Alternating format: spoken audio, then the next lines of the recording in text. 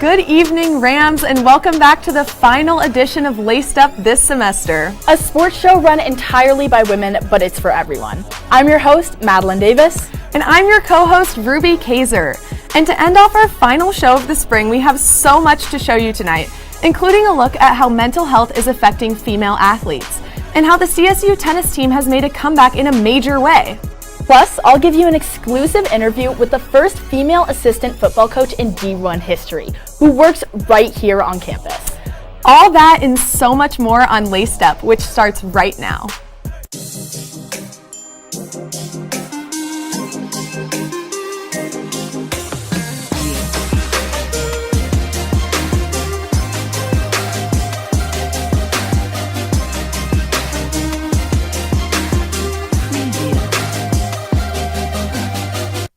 To get things started off tonight, the CSU track and field team dominated the Doug Max Invitational last week on the women's side of things, winning half of the meet's total events, which of course was thanks in part to second-year thrower Gabby McDonald, who unsurprisingly took home yet another first-place finish in shot put, followed right behind by fellow Rams Michaela Hawkins in second and Lexi Keller in third to earn the impressive 1-2-3 sweep for the green and gold.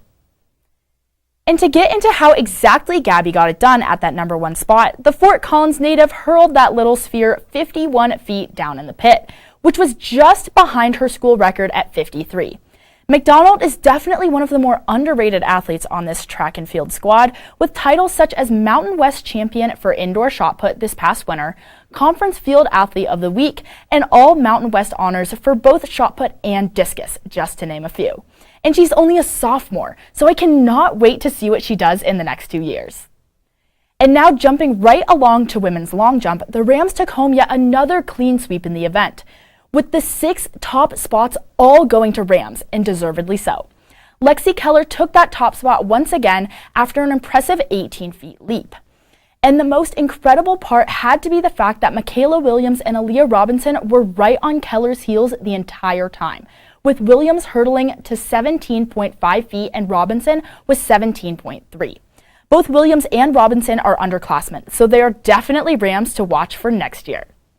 Sprinting into the women's 400 meter, the Rams took home, yes, another 1-2-3 finish, with the top 3 places in the event belonging to none other than Olympian Lauren Gale, sophomore Grace Goldsworthy, and first-year Taylor Brunger. Oh, and Gale was also just less than 1 second away from topping her current CSU record at 51.53 seconds. After all, it's pretty clear to see that the green and gold have been dominating their competition on the track. And us here at Laced Up cannot wait to see the rest of the outdoor season. Oh, and we're not done with track quite yet. If you've been keeping up with us here at Laced Up, you know how much we love Lexi Keller. Keller broke yet another school record at the Gym Click Shootout on April 8th, winning the heptathlon with a score of 5,803. And wait, that's not all. This amazing mark also puts her at second in the Mountain West and number 3 in the NCAA for the event over the course of the spring, which was in part due to her reaching her personal best in all 7 events. She competed in the heptathlon. Yes, you heard me right, every single event. As you can clearly see, Keller continues to shatter records left and right. I'm sure she'll break a lot more before her senior year is wrapped up. And now, finally swinging from the track and into the batting cages, CSU softball has been back in action since the beginning of the spring semester. And well, it's been a pretty rocky road to go, to say the least. After yesterday's 10-1 win over UNC, the team now sits at 14-20 so far on the season. Let's take a deeper look at their season as a whole. They started off shaky at the Easton Classic out west in California, winning only 1 game against Dixie State, which is, well, 15-25 right now. And after this, the green and gold carried this trend into the Tracy Beard Classic down in Denton, Texas, where again, they only won 1 game out of the 5-game tournament series. But wait, hold it right there. Things seem to finally be looking up for CSU when the team headed down to Phoenix, Arizona for another out-of-conference tourney against squads like Incarnate Word and Pacific, the Rams took 4 dubs and dominated most of their competition, winning 12-4 against Colgate and 11-6 against the Cardinals. However, as I'm sure you can guess, these aren't exactly teams that are known for their high batting averages. And when taking on teams in the Mountain West like San Diego State and Utah State later down the road, the green and gold came crashing down to earth. I mean, listen to this. The Rams have taken both SDSU and USU 3 times this season and have lost every single game. So yeah, it's been hard out there. But hey, don't fret, because just yesterday, the Rams battled it out with Northern Colorado Bears down in Greeley and hunted them down, winning the matchup by 9 runs and going for a total of 5 innings without allowing the Bears to even score a single run, after the home team tied things up 1-1 late in the second. Oh, and CSU also put up an impressive 15 hits in this takedown, which was, as you can guess, the second most they've had in any matchup all season. And I get it. It didn't help that the Bears had 5 errors throughout the course of the afternoon. But still, the Rams were real sharp on offense, going for 10 runs, 15 hits, and 8 RBIs by the time it was all said and done. This one also proved that Ashley York and Haley Smith are 2 members of the squad that Ram fans really need to watch out for on the diamond, going for 6 of the 15 total hits that CSU had yesterday. Not to mention that York also hit not 1, but 2 of the Rams' 8 RBIs. So yeah, this pair is doing pretty well out there. And now looking ahead into the schedule, the Green and Gold take on Fresno State on the Bulldogs' home turf in just 2 days. So let's see how they compare to the Rams real quick. To start, while CSU has clearly struggled this season, I think it's pretty safe to say that it's nothing compared to how bad the Bulldogs have been struggling lately. Fresno has won only 13 games out of 30 chances, and only 5 in the Mountain West. But sure, as we have seen time and time again, the Rams love playing on their own stomping ground and don't exactly look their best when they're outside of Ram country. So let's hope that CSU will be able to pull through this time around and take down the Bulldogs in just a few days, just like they did against the Bears last night. On to women's lacrosse. Their season has come and gone despite the promising beginning. And to be honest, it went downhill fast. After losing many key members of the squad, the Rams were forced to adjust to their new circumstances and work with a brand new starting lineup, which is obviously a major factor behind their 4-7 mark this year. And to look at it game by game for a sec, they started off in Santa Barbara with 2 close matchups, including a course of heartbreaking 10-9 losses against Michigan State. After that, the Rams were back on their own turf to face the Air Force Academy during a snow shower and actually took the dub, 16-11. They then shifted their focus to take on league opponents University of Utah and BYU, who came into these matchups against the Green and Gold ranked 1st and 2nd in the league respectively. Against both of these Utah schools, CSU came close to coming up big, but due to the new lineup that they weren't yet completely used to, the Green and Gold weren't able to get it done, ultimately resulting in 2 crushing defeats. And after losing even more bodies due to injuries, the Rams entered the Mile High Invitational at probably the lowest point of the entire year, which naturally led to an L against the number 1 ranked Boston College. But hey, look at it this way. The Rams still managed to put up an impressive 10 goals against the Eagles. So they were still competing their hearts out despite the rough circumstances. But in any event, more L's still came and went after that, where they completed an 0-3 year against the 3 main Utah schools by losing to USU before turning right around and taking it on the chin soon after another nationally ranked team in number 9 Clemson. And finally, we're at the end of this losing, where their biggest rivals, CU, gave them a close loss on the 9th to close things out. So after all this, the Rams still actually ended up placing 5th in their league. But as you can expect, they were unfortunately 1 place behind what they needed to qualify for regionals. This is the first season that the women's lacrosse team has competed since the pandemic. So now that the squad has official officers and captains and has gotten things going again, I expect a much better year to come next spring. Hey, even if the CSU women's lacrosse team couldn't win against Utah State, the CSU tennis team absolutely destroyed them on Saturday. where they had made the trip up north for a match at their home away from home of sorts in Laramie for a 2-game series against in-conference rivals Boise State and Utah State, after taking down the Broncos easily 4-1 on Friday. The Rams looked forward to the match that came the next day against the Aggies. Now, going into Saturday, the Rams already had the upper hand in this battle against USU, as Utah State failed to even have a 6th player, which gave the Rams a 1-0 advantage before even taking the court. But now onto the actual action that went down. Once things got going, it was super clear that CSU put their best foot forward from the get-go, tipping things off really strong by taking the doubles point to get things going. But it wasn't easy. First to finish was 3 dubs, with Go and Natal taking care of the set rather easily 6-3. Next to finish was star duo Radka Bushkova and Mateja Mihalovic, who ended up falling short to the Aggies 6-4. So at the end of the day, it all came down to the amazing duo of Summer Dalabana and Shaka Diktarova at 1 dubs, who after a tough back-and-forth match ended up putting the Rams on top for good and of course earning that ever-elusive doubles point. And now onto the singles portion of the match. Radka Bushkova once again asserted her dominance on the court at 1 singles, where she bageled her opponent 6-0, 6-0. On the other side of the court, Lucia Natal wasn't exactly doing as hot, going through a close back-and-forth match. But after doing what she usually does and maintaining her composure, while her opponent seemingly could not, Natal was able to close out the match 6-3, 6-1, which in turn secured the match sweep for the Rams, putting them at 12-7 overall and 6-2 in Mountain West play, which is surprisingly the best conference record this team has ever had. And after this perfect weekend, the Green and Gold finish out their season at home tomorrow and Saturday when they take on the Wyoming Cowgirls and the Nevada Wolfpack, aiming to secure that number 3 seed in the conference tourney.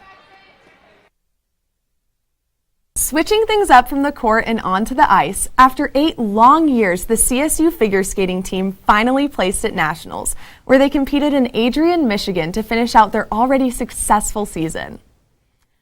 Up north, the Green and Gold placed in the top 10 for 7 events throughout the entire competition, including club president Celine Goyfoyle, who pulled out the first place win in the women's junior short program.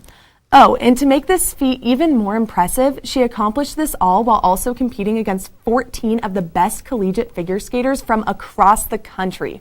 So yeah, she's pretty good at this whole skating thing.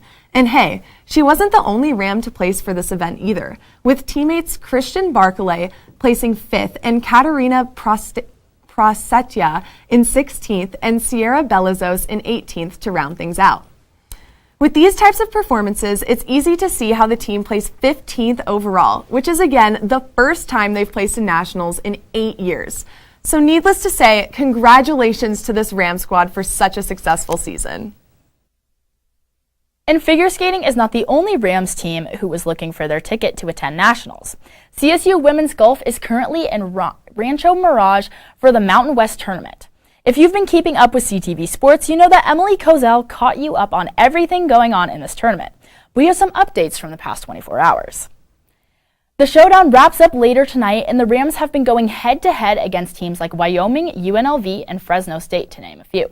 Oh, and the 54-hole tournament is also the deciding factor on which team gets the lucky spot to advance to NCAA regionals. So yeah, it's pretty important. The lineup for the 3-day event includes Rams Andrea Bergstadter, Lacey Uchida, Sophia Torres, Permika Arfanonkel, and last but not least, Gabby Miner. And this marks the 22nd time ever that the Rams have entered this tournament. But through all those years, they somehow never pulled out the first place win. However, last year the Rams did tie for second, so they could actually do even better this year. Well, let's take a look at how they've been doing so far. As you can see here, the Rams entered today in 7th place after a 10-shot improvement in the second round on Tuesday, while San Jose State was well in the lead with a 7-under total score. And today's action actually just wrapped up. So how did the Green and Gold do? Well, not exactly what we wanted. After this final round, CSU was bit back down to earth, falling to 8th place once again after Nevada jumped them in the rankings. And with that, Rams, don't go anywhere, because after the break, we'll be discussing how mental health truly affects female athletes. Stick around. One name. Queen is just my everything. His smile did it. His smile, his eyes, his knowledge. My landlord, he decided that he wanted me to move based on the fact that I was transgender.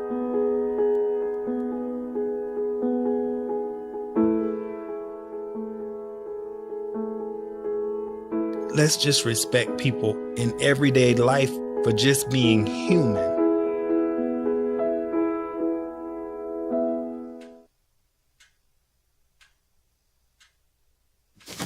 Awkward.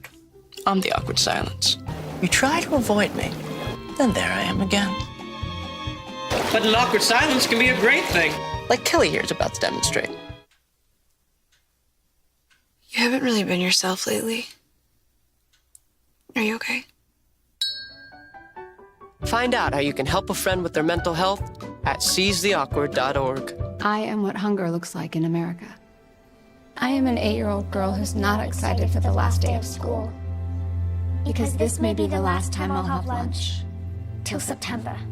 I am a single father of 2 who works 3 part-time jobs. And that's still not enough to put food on the table.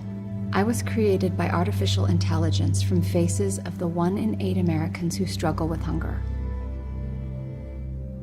Feeding America, 200 food banks strong. Welcome back from the break, Ram fans. Last month, Stanford soccer player Katie Meyer committed suicide. And since then, there have been discussions over mental health for female student athletes. I sent out a poll to all the female athletes here at CSU to hear if this issue is occurring on campus.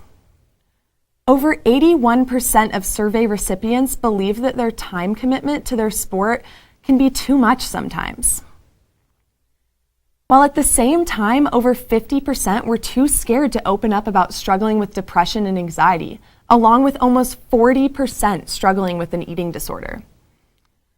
And not only that, but over 65% felt like they had experienced symptoms of depression in the past 7 months. So with all that going on, what is CSU doing about this epidemic? Well, I got the inside scoop about one initiative that supports female student athletes. Let's take a look. 1, 2, 3, CSU athletes may seem like they are living the dream, but what goes on behind the scenes? Many collegiate athletes are actually experiencing extreme mental illness, which can oftentimes make them feel like they are living in a nightmare. I think there's that stigma that you have to be strong and you're tough because you're here and you're doing everything, but no one really sees what's going on behind the scenes. I think a lot of people face anxiety. They face that body image in athletics and, you know, putting a lot of pressure on themselves, holding themselves to a high standard. A lot of it is body image issues, you know, I mean, a lot of people are like, oh, you look too athletic, you're not too athletic enough. It takes a toll on you. I feel like mental health is just as important as physical health, and you could definitely get injured if you're not in the right headspace. In early March, Stanford soccer player Katie Meyer took her own life. This tragedy shook up the athletic community and exposed some of the deep flaws in the lack of support student athletes receive for mental health. It was just hard to hear that because you would see videos of her performing in her sport and how happy she was and on a high, and just knowing that's what happened kind of just makes you step back and think about everything. It really hurts, you know, I mean, it just shows that sometimes even if you have the greatest things in the world, those things can really take a toll on you, and sometimes it's just too much to handle. Athletes at CSU are hoping for some better mental health resources soon. Society is changing, and taking a mental health break from athletics is becoming normalized. You know, we have on-campus like counseling, but they don't always know what athletics is like and what it's like to be a student athlete. Sports psychologists in specific know about sports and sports psychology, obviously, so being sent over to someone that doesn't really know that and know how to handle it, it's a lot harder to talk about and kind of feel understood. We have a good stigma around mental health here, just in general with athletes, but I feel like there's not an actual, direct route to actual help. Junior track athlete Maggie Smith decided to take matters into her own hands. She put together a group called The Hidden Opponent and brought it to CSU in hopes of helping her peers. The Hidden Opponent is a nonprofit organization dedicated to increasing awareness, education, and support in athletics for student athletes. Our goal is to end the mental health stigma in sports culture and encourage our student athletes to seek help for their mental health if they need it. My most important role as a campus captain is making sure that I'm being a mental health advocate in everything that I do. That means I'm checking in on teammates, sharing mental health resources, and encouraging conversations about mental health. After the Katie Meyer passing, I was like, something needs to happen, something needs to start. And I walked into the AC, or Moby that day, and I saw in the AC there was like an ad for it, and I was like, oh good, someone's already on it. I feel like at least a lot of the female athletes here know about it, and I feel like that's a really good thing, and like that's a good resource and like thing for us to go to. You know, it feels really good that Smith is doing something for our student athletes. I'm a student athlete here at CSU, for those of you that don't know, and it was nice to hear these girls talk about their stories because it's not really talked about that often. No, it's really not. I mean, as someone who had to end a certain athletic career due to just like mental illness, I really want it talked about more, and I want more opportunities to help. I mean, I know that they were talking about how there's like a lack of a sports psychologist on campus. I mean, that would just really help. Yeah, I think that's the first step to getting student athletes what they need, and I think we would really utilize it, so yeah. Yeah, great to open up about it though. Yeah, the more we start talking about it, the better it's gonna be. So. Yeah, for sure. Earlier in the show, we mentioned how CSU tennis has been getting back into the swing of things, and that is all thanks to their new head coach, Miley Tran. Let's take a look on how she has turned this team around. Meet the Colorado State University women's tennis team. While they may not be as well known as football or basketball, they're one of the most successful teams we have here on campus. And behind every successful team is a successful coach. For CSU tennis, it's first-year head coach Miley Tran. I saw Colorado State as just a place with a lot of potential, and I was looking forward to kind of just challenging myself, and Colorado State has all the pieces to be a successful program, and I think that's what attracted me to the position. Was just, it's a great school. Coach Tran is not the only new face on this team, as 6 of the 8 players transferred this season as well, including grad transfer Mateja Mihaljevic. Well, what personally made me come to CSU was that I was looking for some new experience. Originally, I wasn't planning to take in my 5th year before COVID happened, but then I thought, why not? I've been here for 4 years, it's been great, but I kind of want to try something new, kind of have a sense of a new environment. A brand new team and a brand new coach can lead to some new challenges that perhaps neither side has faced before. It's a first for, I think, all of us, and I'm sure even more surprising to our returners, our 2 returners. But I think they've just embraced us, and they are excited about just a fresh start with our team, and it's nice to build a new culture. Not only has Tran loved how the returners have accepted her, the returners have loved Tran as well. I think Coach Miley is pretty strict, but it's good. It's a really good way. The training in this season is pretty tough, actually, to be honest, but I think all the effort paid off. Everybody's doing really good. So first 2.5, more rhythm, more consistency. Second 2.5, footwork.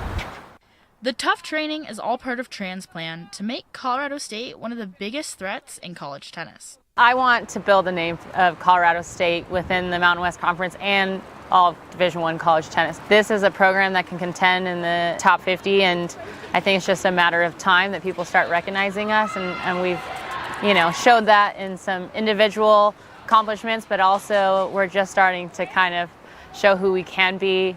The team is surely on their way to be that powerhouse that Tran believes they can be. Since she started leading the program, the team has broken a ton of CSU tennis records. It's always nice to make history, and I think the girls here understand that this is an opportunity for all of them. This is a special team, and for me, I think like I approach any team, it's to do the best we can with what we have, and fortunately, we have a great team, so I think there's not really any limits to us in this conference. Tran has managed to make history not only by leading her team to one of the most successful seasons they've ever had, but she is also the 2nd female head coach this program has ever seen. It's an honor to be a head coach here, and also for female coaches. I think we're starting to break through into the industry, but we're also not there yet. I take pride in just being able to lead a team and being a woman, and for myself, I didn't see very many female coaches growing up, so I just hope that there's more in the future. I'm a huge fan of tennis, and so to see that this Rams squad has done a complete 180 has been absolutely amazing to watch. I don't know about you, but I am so pumped for tomorrow. I will be there. This will be my first tennis game I'm going to, but I'm so excited to be there and get to witness it all. Yeah, no, something that was also really exciting that I got to do over this past week or so was I actually got to interview the first female assistant coach in all of D1 football. So let's take a look at the exclusive interview I got with her. Madeline Davis with CTV here at Canvas Stadium for an exclusive interview with Hope Nepstad from the CSU football team. So Hope, yes. First off, how do you feel about holding such an honor of being the first female assistant D1 coach in college football? Oh geez. Well, I've been asked this question quite a few times, and it's an honor and a blessing for sure. I am the first assistant full-time football strength and conditioning coach at Colorado State University and in the FBS level for college football. I mean, it's an honor, like I said, but again, I just come to work and I do my job, and so most of all, it's just fun. I just have a great time here. It's not really something that crosses the front of my mind every day. I don't wake up and go, okay, I'm a woman, time to go, conquer the world. I just feel ready to go, and I just want to work. Yeah, so I feel good. Yeah, that's awesome. Mm-hmm. Yeah, so because you are a woman, and as you mentioned, there aren't a ton of women in football. Yeah. Do you ever feel like you get any pushback from the players because of that? You'd be surprised, actually. No, I don't. I think it's a learning curve for a lot of them because they've never experienced it. But as far as pushback goes, I never get pushback because I'm a female. At the end of the day, they understand that I'm a coach. That's my job title. They know what I'm here to do and what I'm about, and they respect me, honestly. And I think they also value having a female presence, being able to confide in, being able to be more emotional, vulnerable. I think in a lot of ways that actually works to my advantage. Guys feeling like they can share with me how they're really feeling and not putting up the front. And I also push them and give them tough love, of course, and just make them the best athletes they can be. But yeah, as far as pushback goes, I never get it. That's really, really awesome to hear. It's really cool. Yeah, I never thought about that, how, having that female presence could maybe have them open up more, which it does. It makes in turn makes everything better. Right. Yeah. They feel seen. Yeah. Which is good. Yeah, that's really awesome. Yeah. Really great to hear. So if you could train any athlete, past or present, who would it be and why? These are really good questions. Wow.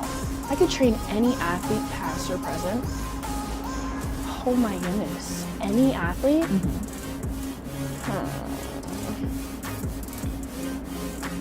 Okay, this is gonna sound interesting maybe. I don't know. I grew up with a young man named Drake London, and he was on the Trojans, USC Trojans this last year, and he's going into the NFL draft. I've never gotten to train him, but I love the kid, family friend, and he's gonna blow up. He's gonna tear up the NFL. And if I could train him, man, that would be so awesome. So it's a personal one, honestly. Yeah. That's a great answer. I love that kid. No, that's a really great answer. Yeah. I definitely wouldn't have thought of a personal athlete, but that's a really good answer, and I think it's a good goal too. Mm-hmm. I think his pro day was. So if you are interested in watching the full interview, it will be up on our YouTube channel after the show, so definitely check it out. Yeah, I really enjoyed the interview. I thought it went pretty well. So yeah, me too. Very exciting to talk to her. With that, Rams, that is all we have for the time tonight. As we told you at the beginning of the show, this is the final edition of Laced Up for the semester. And we want to thank you all so much for tuning in with us each month and being so receptive to the reboot of the show. Once again, I'm Madeline Davis. And I'm Ruby Kaiser. Have a good night, Rams.